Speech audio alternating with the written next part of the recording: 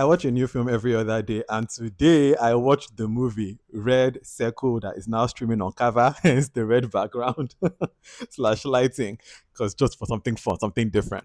You guys know that I have been anticipating this film. I don't tell on. I say I've been since they announced it on Cover. When I tell you, I actually screamed when I saw the announcement that was coming. I said I've been waiting, and you know when you enter with this level of expectation, it's very hard for a film sometimes to now meet that expectation, but this one does. And that's why already I give it all the tens, all the credit, because to come in with the level of anticipation that I was coming in with, this film, it could have easily underwhelmed, but it didn't. It's such a good film. If you were not able to go to cinema during Christmas, go and watch this film. This is a cinema film. It was released in cinema, and it is a cinematic film. Like AK Mason knows how to direct a cinema film. I have to give a big shout out to the writer. His name is, I wrote it, Abdul Tijani Ahmed, and everybody that was part of story development as well. I also need to shout out the director, as I've said, AK, the art director, production designer, set, props, everybody that visually brought this to life. Shout out to you. Another person I need to really shout out is the music person, because there were like two parts where the song choices really matched the scene. I don't know who did that music choice, but shout out to everybody that was a part of bringing the music in this to life on our Do Well. To the cast, I need to shout out. I have people to Folu Storms, Femi Branch, Omowunmi Dada, Tobi Bakre, Latif, Mr. Macaroni. You guys know I love Folu. Femi Branch, I've talked about how much I love Femi Branch. Tobi is just, all of them did an amazing job. This film is it's really, really surprised me at points. Like, it's really good. It also like did a good job of showing the main characters like personal life, but her private life, but her family life, and like her professional life, how it all like links together. The other thing I want to say is that I like when a film just starts off kind of ordinary, like a simple film, just another day in the life, and then it just goes into these dark, twisted places. Like, this movie did such a fantastic job. Like, AK Mason, you did something. By the way, if you're following the VDK Film Club, you know, AK did a very dirty Christmas, which we liked in December. But if you have not even gone to cinema, if you watch the other woman, which is Montana, on YouTube, that we really liked also in the VDK Film Club, that is also AK Mason. Yeah, so you can check out this film. It's really, I had a blast watching it. It's such a thrill, such a good mystery thriller. I really enjoyed it. Now, if you've watched it, it's available on Cover. If you have watched it, I'm ready to come and talk about it now with someone that's also watched it so that we can gist into it well with spoilers. Then spoilers ahead. Let us go. I have so much to say. Let's go. The first thing that I want to say now that we're in the spoiler section is I just really loved the friendship between Venita and Fikayo. Like, I loved their friendship. It was so nice. I kept on going, like, how did they meet? Like, because they are from two different worlds. But you know, it was NYC, and their friendship was just so beautiful. Also, Ochisco and Venita, like, Ochisco's thug love was really cute, very funny, and I liked Ochisco too as a character. Like, I loved him. When Fikayo was speaking her horrible pigeon, for Lustom is such a good actress, because that pigeon was from the pits of hell. What a mess that pigeon was. I personally even started mourning Venita's death before she even died, because once she had seen what she saw, I just knew that she was probably going to be eliminated. So that scene where she's now like saying bye to Fikayo, I'm just already mourning it from there. And then when they now like take her, just a girl trying to follow a music career, child, and then she goes into the club. The minute they push her and we just know what is coming, I honestly think when this film starts, and maybe she's going to disappear. I don't think they're actually going to like kill her. Even if I saw it in the like advertisement or like the copy of the film that like she dies, I was still surprised when it happened. I don't know why, but when she died so violently by, you know, strangulation, I was like, hi, that character didn't deserve the death that she got. It was very emotional. Like, Omowunmi Dada played that character so well, because I really loved Venita and I loved their dynamic, and her death was so sad. Why I really also shouted out the music director is because the scene where we now see Fikayo crying in bed, the music score there was so good. Like, it was a very emotional moment when Fikayo has to call Venita's mother.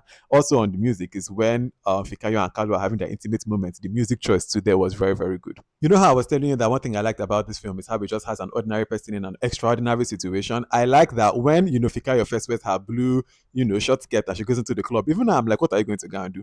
And when Carlo is asking her later, she's like, I don't know, I'm not an investigator. That's why I need help. I just like that they really made that clear. But also in that scene with her in the blue, I was like, this movie, I liked how they touched on grief. Because when she comes out of the club, the first person she calls is Venita, even if Venita is dead. And it was just a small detail, but I was like, that is how it is. This is the person you've always called, but now she's no longer there. Like, I really felt that, and I just loved that, like, they really developed that friendship so that when we see for this next 2 hours, this girl going to fight for her friend, it is understandable. Speaking of Kalu, now that I've talked about him, please, their love story, Fikayo and Kalu, that one was really love in Tokyo. This love now, since the day that I met you, girl, I knew that my life would be, because from the first time that they just lock eye like this, it was already on deck. But Fikayo, they vex me because Fikayo is the reason that that boy died. When the boy was saying, Fikayo, something is wrong, let us go. Fikayo, they say, no, you're not my father. You're not going to control me. I say, get now, the boy don't die. Fikayo, what they do you sometimes? Fikayo was just carrying trouble to everywhere she entered, even to Ochisco. Because of how Ochisco, they try to protect her. Once in the Katalakon bus, Madame don't even run go. Where should they go?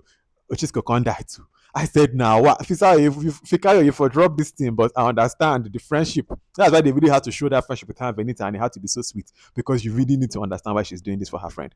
Another thing that I want to say, when I was saying that the film surprised me, was when they have that scene where Taya Rimoro, Detola Jones, Mr. Macaroni, they are all executed even before the 1 hour mark of the film. This is a 2 hour film. I was like, oh my god, I didn't see it coming because I thought that since they are the ones that killed Venita, that they will be the last ones to die. It just that's what I thought. But when they are killed, literally halfway the film, I still has like an hour to go. I was like, oh, that is surprising and bold because I want to know where the film now goes from here, and the film still has different stories to tell. I thought it was really going to be like, oh, how do we just get to killing the 3 people that killed Venita? But it wasn't. They died literally before the film even hit 1 hour.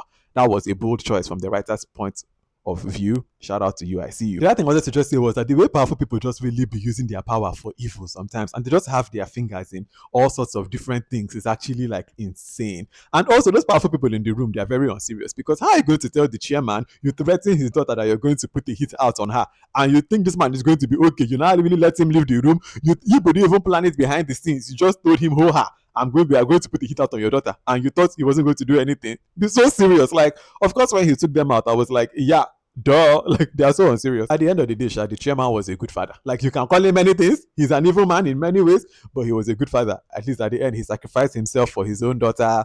Like, he told his wife, make sure you don't touch a hair on my daughter's head. Which, by the way, him and his wife's relationship was so toxic. Not her poisoning the food and then giving him antidote. Like, what a mess. And also, a plot thing that I'm happy that they addressed before the end of the film was, why was the father so gung ho about Fikayo being the one that took over this thing when he had another child? That his name was Dapo. That could also have just taken it over. And when at the end it's now revealed that Fikayo is actually his only legitimate child and Dapo isn't his, I was like, okay, that just, feels that question in my own mind because I had that question watching it, and when they finally addressed that, I was like, oh, okay, you people have answered my questions. And I do where this was a good film. I just love this film. I love at the end of a film where you can just see that a character has gone on a journey, and when Fikayo sits at that last shot, and she looks down that camera, and you just see that this is a girl that has been transformed. This is not the girl that we met at the beginning of this film. Her naivety is gone. Madame don't open eye, she don't see street. And the journey that we went on with her was so thrilling, so good. I had a blast watching this film. Loved it. I really, really did. I was anticipating this film for so long, and having watched it now, it really, really delivered for me. I am so happy with Red Circle and everybody that's a part of making this. Big shout out to you 10 times. Like, shout out, shout out, shout out. If you've watched this movie, I'm very, very curious to know what you think about it. So please let me know in the comments section. And also, if you've watched this whole video and you have no idea who I am, my name is VDK. I'm the curator of the VDK Film Club, where every other day we watch something new. So come along. We are watching good stuff. Come and join the ride. Welcome. All right. Until the next film that I watch and the next video that I make, have a wonderful rest of your day. Bye.